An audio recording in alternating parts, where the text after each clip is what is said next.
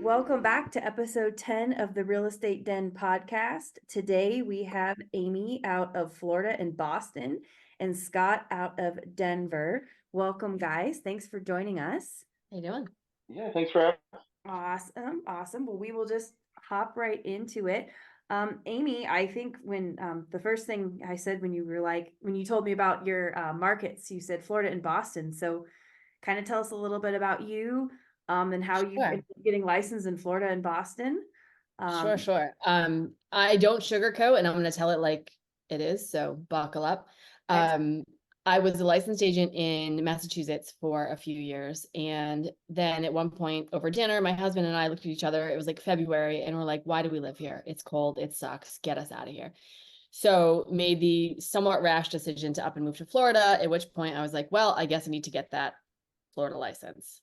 And the test is not easy. I'm actually writing an article right now about the Florida licensing exam. There's like a 50% pass rate, which I should have been more concerned about. But I did my coursework in the car on the drive from Boston to Florida when we were moving. I would just like put a video on, listen, put a video on, listen. So that's how I did like my licensing coursework and then took the exam when I got down here. Similar exams, not super rocket science, but the market's very different, which we can discuss later. Okay, fun. So you have people back in Boston that sort of help you do the deals. Yep, I have kind of boots on the ground in both places, so that if I have to be in Boston for certain clients and I need something covered here or vice versa. So I promised myself that I wouldn't maintain both licenses if at any point my clients weren't getting the level of service that they deserved. So I'm hoping to hold true to that word. And if at some point it's not manageable, I'll change my mind, but I am headed to Boston next weekend. It's February. It's cold. I'm not looking forward to it. We actually had a guest that she does like a bunch of business in Chicago out of Denver, and she's got boots on the ground. So she's just got fabulous systems. So hey, if you have systems, do it. That's why we're in real estate, right? Is because we can do things like get educated in the middle of a long drive and get licensed and serve clients. Scott, absolutely. Tell us about you and your market and a little bit about you. A little bit about me. I am based out of Denver. I did work for a Northern Colorado resident company a while ago. So I cover from Fort Collins to, I say, north of Castle Rock. So it's a very, very big area. Perfect. And then you guys have both been in the business about the same amount of time. So, Amy, kind of explain a little bit of the markets when you first got in 7 years ago, as to now. What do you think, like what have been some of your key pivots, I guess, to sort of being in business and working in your business and then growing over the last 7 years? Sure. So when I first started, I knew what I didn't know. And so when I first started, I joined a team. That was 2017. So I joined a team, learned a lot there, super great experience. After a year and a half with them, I was like, all right, I'm ready for the next step. So then I moved to working with a partner. She'd been in the business like 40 years. She needed my young legs, as she called it, to run up and down all the stairs that they have in Boston real estate, as well as like work on some social media stuff. So I was super fortunate to learn from her while she learned from me. We worked together for a few years, and the markets, that was 19, 20, 21 pandemic times, but the real estate market in Boston was still out of control. So that was amazing. Then I moved to Florida and I thought, okay, time to go out on my own. I got this. 21 was good. 22 was great. Last year was something it was different times. Let's just say that last year was rough.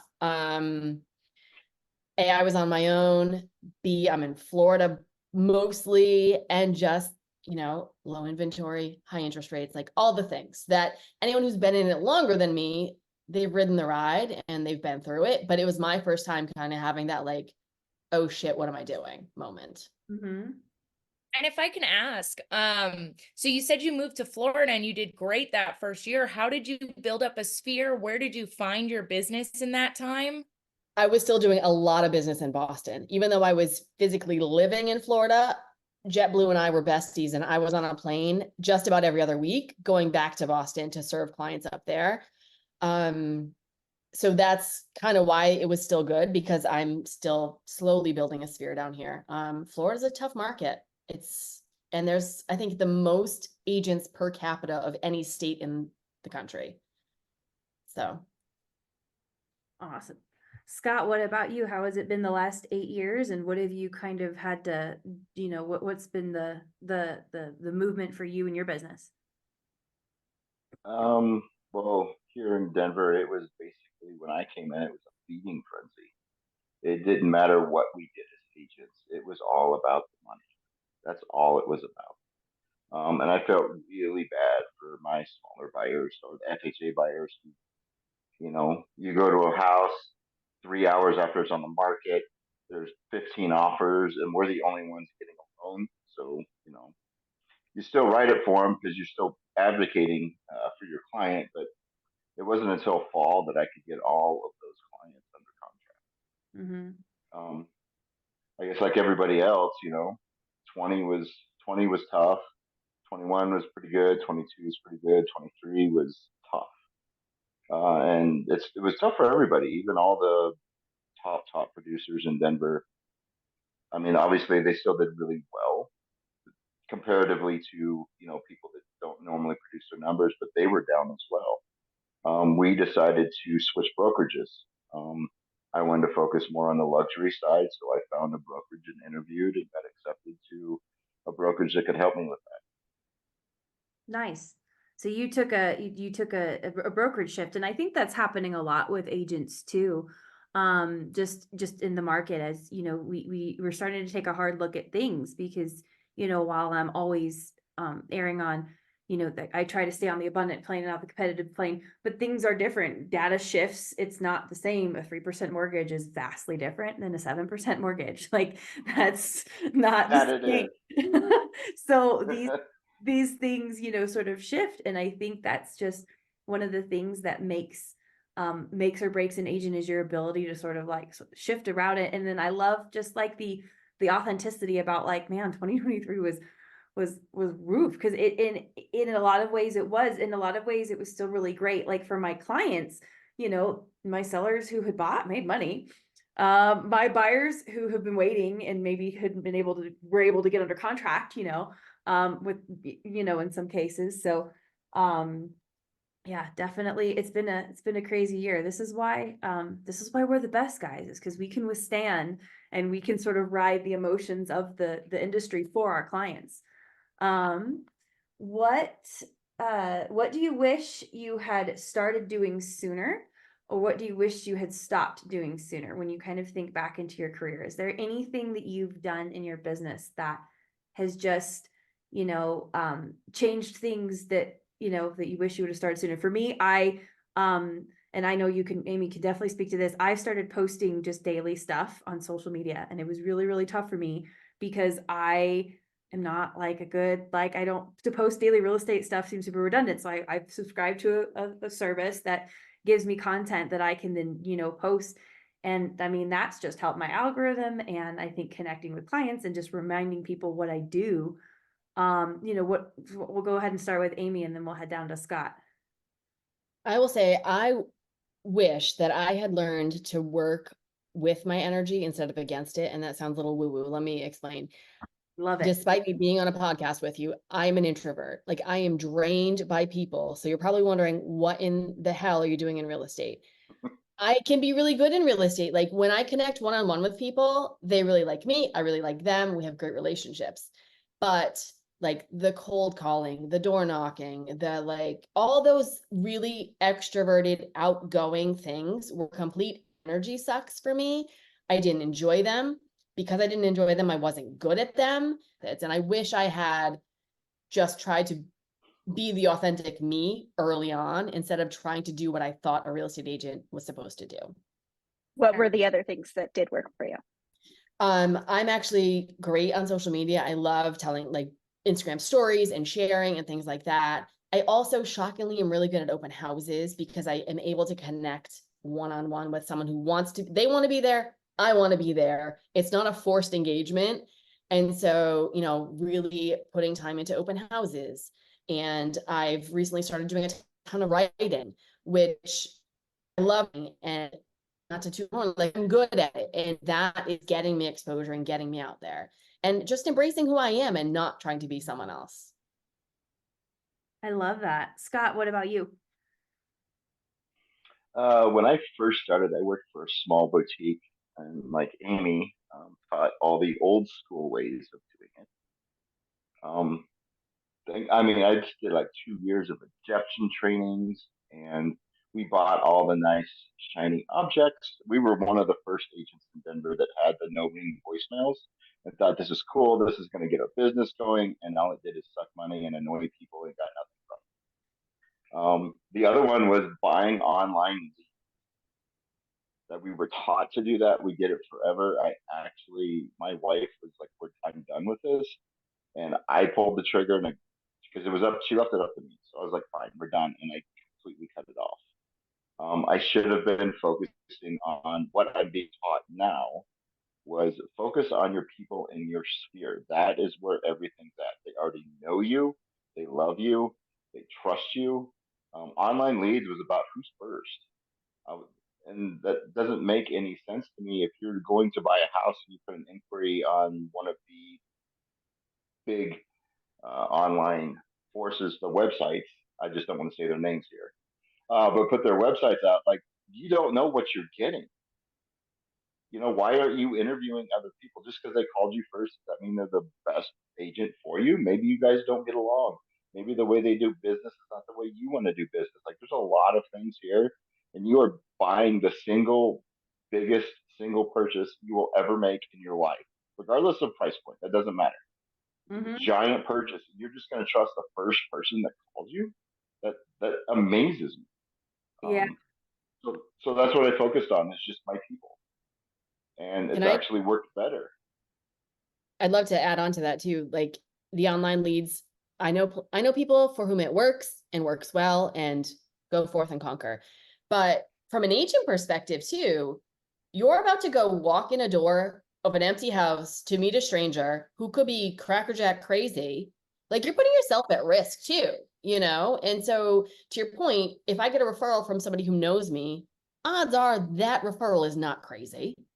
And there's just that trust goes both ways too. They know to trust you, and you also can feel safe showing up to a property with that person. There is, and they did.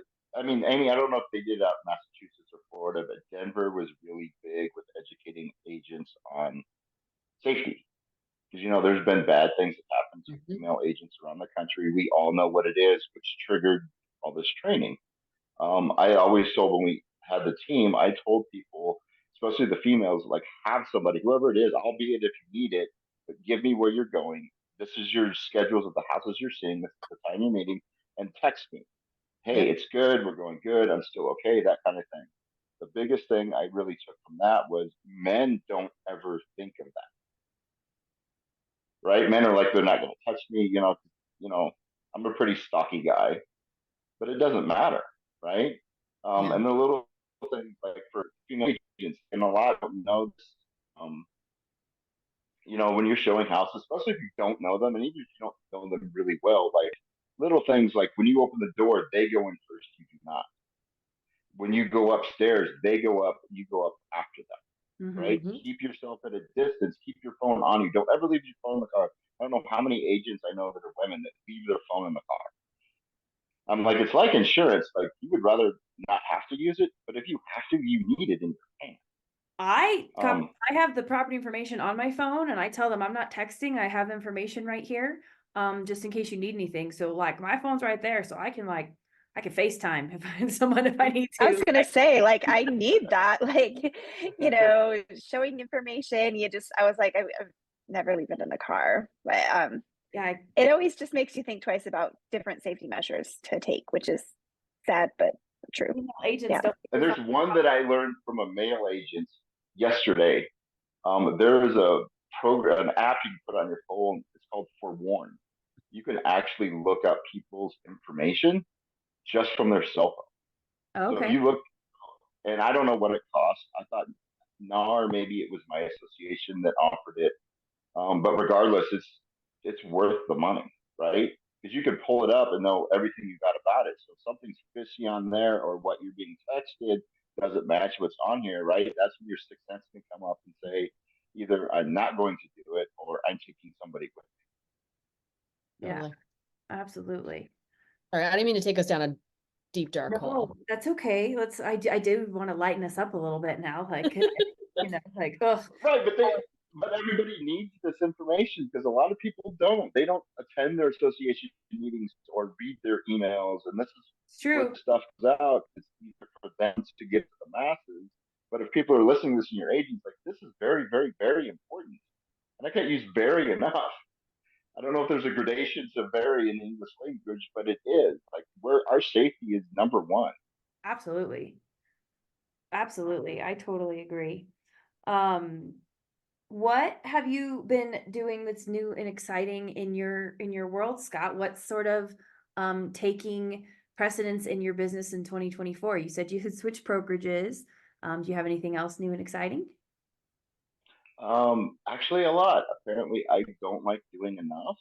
Um, so I sit on our state association board of directors.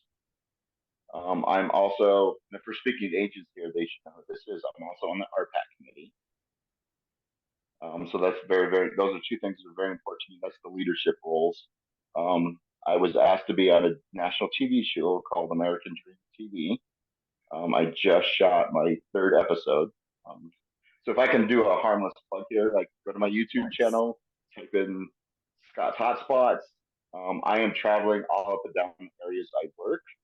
So the first one I did was Longmont. The second one I did was this absolutely beautiful home with tons of history in Green Village. The third one I did some really cool stuff in Denver. It's not out yet, but if you like ice cream and history, you're gonna want to catch it. Great. I'm also running for public office for a leadership role as a public trustee. Oh my goodness. What does that sort of entail? Like, how much time is that? Like, if you're running for office, these elections that are coming up in November, is that when you'll be getting voted? No, the municipality elections are in April. Okay. So that's They coming. are, and nobody votes in municipality elections, and it doesn't make sense because, like, you can make the most impact at a smaller area, right? So they're like, hey, if you want to help your association, if you want to help your realtor brand where you're at, like, do something at your association, because they need the volunteers, whether it's a committee or a leadership role, they need you. Then you move up to state where you can still make an impact, not as big, and then you move up to the national, like, it's really, really hard to make an impact. But if you're really passionate about what it is, about anything, that's where you should go. The trustee basically runs the city. It's a panel of 7 people. They're the ones that make all the decisions. And when you're doing all these leadership roles, one thing I like to tell everybody, especially if you've never done it, is you have to remember when you walk in there, what hat are you wearing? Especially when you're talking to anybody, where's your hat? Like, if I'm at my association, I'm like, okay, my hat's at the smaller level, so I need to make decisions just for here. Where at the state level, I have to take that hat off and put a different hat on and say what's best for the whole state, not just for my area. Mm-hmm. And that's the toughest part, to be honest. Absolutely. I think, and I've been in the leadership role alongside you. I think you do an excellent job, I will say. There's my shameless plug for you, Scott. Thank you. Amy, what do you have new and exciting this year? So I think I mentioned earlier to you off the recording that I was in education for almost 20 years before getting into real estate. And I realized I missed parts of that. And so I started to work on how I can bring that back into my real estate world. And I think there is a serious lack of, I don't want to say training because that's not the right word, but almost education. So people get their real estate license, right? Mm-hmm. You get your license. We all know how many square feet in an acre and the definition of chattel. We don't actually know how to be an agent. Nope. We don't know how to find a brokerage. We don't know how to calculate commission, like all those things that are the nuts and bolts in day to day. So I've been really working on creating educational opportunities for agents because I think the better we all are, the better the industry is, right? I mean, how many times have you heard someone say, oh, just go get your real estate license? Like, oh, anybody can be an agent. Oh, he's a real estate agent. Like, we all hear those things because there's this stereotype of who we are. And the reality is, I mean, like, look at Scott and I. We are two really highly educated professional individuals who happen to be real estate agents. Mhm. And we get lumped into that category of like the real estate agent. And so I am on a mission to educate agents to make them just put forth their best, whether that's in their relationships with clients, whether that's in their writing, whether that's in their just general business aspects, like just helping them be the best that they can be so that we are all better. Because Scott, you can attest to when you are in a deal with an agent on the other side that has no clue, you're like, sweet Jesus, right? Like, so I feel like by making everyone better, we just get better.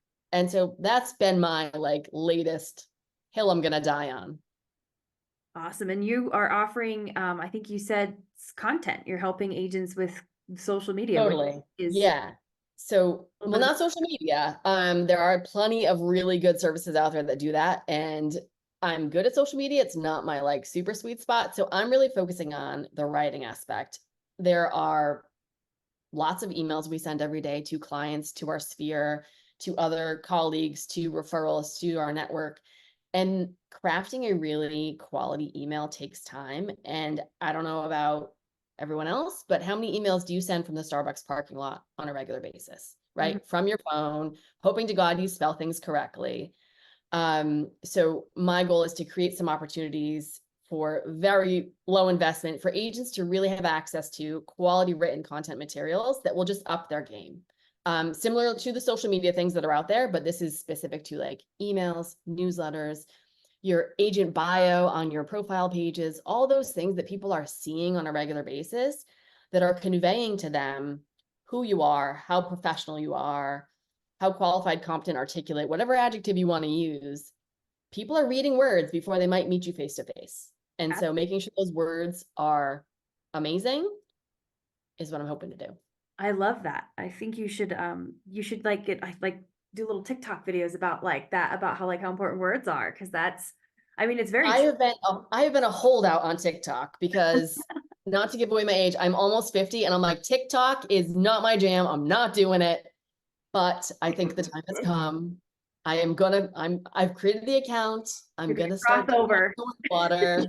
I don't have it either, Amy. I've never even It's a Hey, lot. gone on ladies, it. One more thing. Are you on hey, TikTok? ladies, have you ever heard the fact that, hey, I'm an adult? I will watch your videos on Instagram 2 weeks later, like I'm Yes. supposed to. Yes. Yes, Exactly. yes. That's I was like, I probably still watch them. I just watch them on Instagram. Exactly. Exactly. I thought I was late to TikTok. I joined about a year ago because I had my daughter about a year ago, and then I was up in the middle of the night, and I was like, "What am I going to do? I'm going to check out TikTok." Um, but are you on TikTok, Scott, or no? You do the Instagram Reels like an adult? I am not. Ironically, that was a conversation I had with somebody at my company who helps with, branding on social media. And he and I had talked about it. Because, I do Facebook and Instagram, but TikTok, I mean, their terms of service I have an issue with. But at the same point, I mean, there's some very famous realtors on TikTok. They made their statement. Mm-hmm. So I'm on the fence, to be honest. We'll see how the other things go, because you know I do a lot already, and I tend to overdo things. So I think if I can nail those two down, because most of the people, at my age, I'm 50, are on Facebook, right? They watch it. I had just a quick campaign just to see if Facebook worked. I ran a campaign just showing my ADTV stuff. Um, 30,000 people got it in a month. I got like 19 hits on my business page, and I was like, well, what can we do to build on that traction? Like, do I need to expand or just see if this is good enough?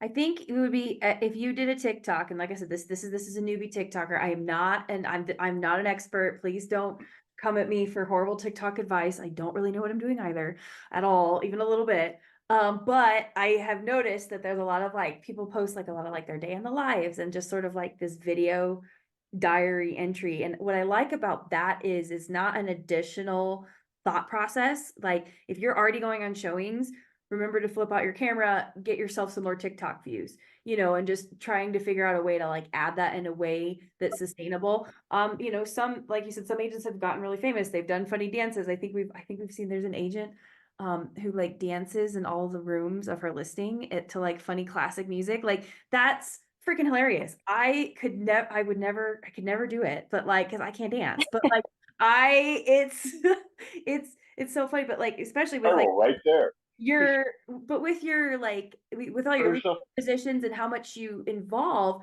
it'd be good for the younger generation of realtors and agents to see that involvement on their TikTok, while they're not necessarily your direct sphere, but they Thank you are, for the camera. you should be setting an example because we really need younger agents in these leadership positions. There's not the younger crowd just kind of is like, well, I'm just gonna we'll focus on my niche and make my money and do my thing. And I don't, and I think that'd be great because you could show the fun side of it. Like I said, we've been on a board together. It's a lot of fun to hang out with Scott and Megan's.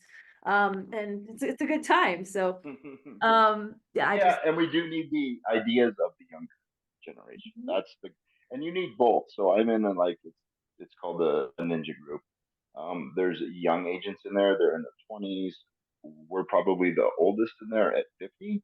But what's great is there's a lot of things I can learn from them, and they were kind of excited because there's a lot of things they could learn from me. Because they always say you should have friends in your life that are all different agents, because everybody brings something to the table that makes you think of whatever situation in a different light. Mm-hmm. Absolutely. I love that. That was just my little, I wrote it down. I wanted to say it to you. It popped in my head. I'm not telling you what to do or anything, but I'm like, maybe that would be fun. Like a day in the life, come to all these things with me. I don't know. And then especially, I mean, I like to watch people traveling and Amy going from Florida to Boston. Like that's a day in the life of a multi-licensed growing entrepreneur. I love to always ask, what would you tell your younger self? Like if you could go back and tell yourself one thing from when you were like a new agent and you just got licensed. And then I like to ask about mornings, and then we'll see, we'll talk about where listeners can find you, and we'll finish up from there.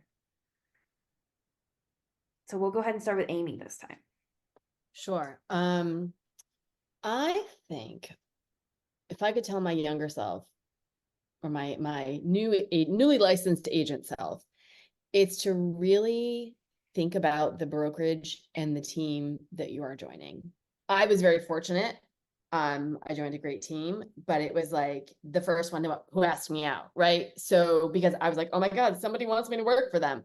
The reality is you're a 1099 employee. You can work wherever you want. And you're interviewing them as much as they are interviewing you. And they'll sell you a story of, but we'll give you free business cards and this and that. And like, there are all these things that people don't know how to like vet a brokerage and see if it's the right fit for you, because okay, they have the most signs in the neighborhood, but is it a cultural good fit for you? Right. Or if you're super techie and they're still doing a lot of stuff on paper, like, is that going to drive you crazy? I've changed. I'm in my fourth brokerage. And it feels like I've been hopping around, but I feel like I finally found the right fit for me. And I just wish I had known what to look for back then. Awesome. I love that. Scott, what do you wish you could? Amy, can I ask Amy a question? Because you said you have an education background. Do you wish you had gotten into real estate earlier? Or No, do you definitely not. no. No, I loved being in education. But it was time. It was time for something different. It was time to not be driving to work at 7 a.m. every day. Like it was time to have more than 20 minutes for lunch. Like a lot of those things. It was time for life. Because I just hear of so many educators like leaving. And I always try to be the parent, because I'm a parent of young children, to not be the parent that wants teachers to leave their industry. And so I always just wonder, because I know there's just so many factors that go into that. But glad that, you know, you did like it, but I totally understand. Sometimes it's just like, I want to do something else, you know, so Totally. Yep. yeah, that makes sense. Love it. Scott? My younger self, and Amy, I loved what you just said because that's what I was going to hit on, and you'll get that point in a minute. But my younger self would be like Amy said, I would check out the broker, talk to more than one brokerage, and go talk to seasoned agents and say, if you could start over again, what would you ask a new brokerage? Because that's your best resource. Are people that have already done it. I'm on my third brokerage, and I finally feel like I'm somewhere like at home. And like Amy said, it's the culture. Like, how's the culture in the office? Because we're all independent contractors. We don't work for the company. We have contracts with the company, but we don't work for them. Um, the other thing is like how many part-time versus full-time agents are in that office, because that's a huge, huge one. And Megan, you know that. I've been to brokerages where they, oh, we have 50 brokers and 40 of them are part-timers. And you're like, okay, well, they're not even in the know. I would also say, don't just spend money because you're making. Like I said, I bought all the new shiny things that cost a lot of money and did That's some absolutely 2023 advice right there. That right there is the 2023 advice. You know what? Spend that money you want for the new shiny object to go take 2 or 3 of your people out. Go to lunch.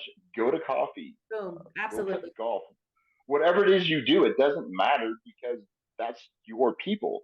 Go be with your people, like, because it's fun. They love to see you. You love to see them. That's the whole reason we got into this business. Right. Absolutely.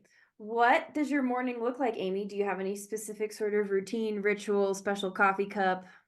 Tell us about it. Yes. Yes to all of the above. Awesome. I am a hardcore meditator. I am super open about my mental health. I suffer from anxiety, and meditation has changed my life in ways that I feel like an infomercial. I meditate 3 times a day, starting with my first one. First thing in the morning, I get up, make my coffee, light my incense. I'm on the lanai with my cats, and I do 15 to 20 minutes of meditation just to get myself like in that space. I find that I am much less like impulsive. Like I don't, you get those emails that you also want to fire an email back. Like I don't do that. I'm more thoughtful. I'm more calm throughout the day. So that is a non-negotiable. Meditation and coffee every morning. I'm up early. I don't do well late afternoons, so I need to get up early and get a lot of stuff done before like 2 p.m. I love that. That's great. And so do you meditate for 15 minutes 3 times a day? So you're doing about 45 minutes to an hour a day. Yep. Awesome. I think that's such a great. That's impressive. Yeah, that's very impressive. That's a very great. It's been life-changing, truly, truly life-changing. I've never gotten to like Amy level, but I would do, and back in 2020, I would do about 10 minutes, 8 to 10 probably every morning. And yeah, I realized that because I got an email that, old little Megan would have fired back and been kind of a bee about. And then I paused and was like very professional. It's like, it's working. It's working. Yep. Scott, what do you do in your mornings? I'm not as great as Amy, and I mean by that is she's very Not a competition. You're less zen. No, but what I'm saying is she's very routine like, and I am not. Is where I was going with that. It depends on what I have for that day. Is it my day off? Do I have early morning things to do, or is my day starting at noon and I'm working late? Like it doesn't. I don't have one, and I probably should. I do the meditate if like I'm losing my mind, or I mean we've all had this where you wake up, you have your coffee. I try not to pick my phone up right away, but then you start checking emails, and we've all had these days where all of a sudden you're up for half an hour, you have 16 fires you have to put out. So I mean your brain's racing like, what am I going to do? What am I going to do? That's when I'll do what Amy does, where I'm just going to breathe and focus on that. I picture me just sitting by a brook up in Netherlands. This is a place I love to go by the 4th of July Trail. It's beautiful. It's quiet. There's nobody there. Great. I love that. I try to remind myself and other agents, we are not saving lives. right? I mean, there's a sense of urgency that comes to you from your clients, but at the end of the day, literally no one is going to die if you don't answer that email right now. Right. Or the phone. Or the phone. Yeah, like we were talking about boundaries actually on a brokerage meeting this morning about like you don't just responding after hours. Like if the title company's closed, wait, the inspector's not working right now. You don't need to talk to me. Like you don't. You need to download your Headspace app and take after Amy and take some deep breaths and learn to meditate. Where can our listeners find you, Amy, if they want to get in touch about Boston or Florida real estate, learn more about Sure. content, or So- just be better? So crazily enough, I am literally the only Amy Freedy in the world because my first name is very American. My last name is very Tunisian, which is where my husband's from. So if you Google Amy Freedy, anything you find will be me. But the easier way is thatrealestatewriter.com, newly launched, still tweaking a few things, so not 100%, but tons of great resources there. Again, thatrealestatewriter.com. But if you just search Amy Freedy, F-R-I-D-H-I, I'm everywhere. I'm on the Instagram, the Facebook, the place, not the TikTok quite yet, but as we know, that's coming. I would love to connect with you. I'd love to see what you're doing and see how I can help. Great. Awesome. Scott, where can we find you? You can, I don't have a website. So if you go to LIB Sotheby's International Realty in Denver, just type in my name. There's my bio. If you would like to go to YouTube, type in Scott Franks. It's Franks like the hot dog. I had to get that in because that embarrasses my kids every time I say it, but nobody seems to understand my name when I say it until I say that. And they're like, oh, now I know it. We'll have all of these things linked in the show notes for this episode.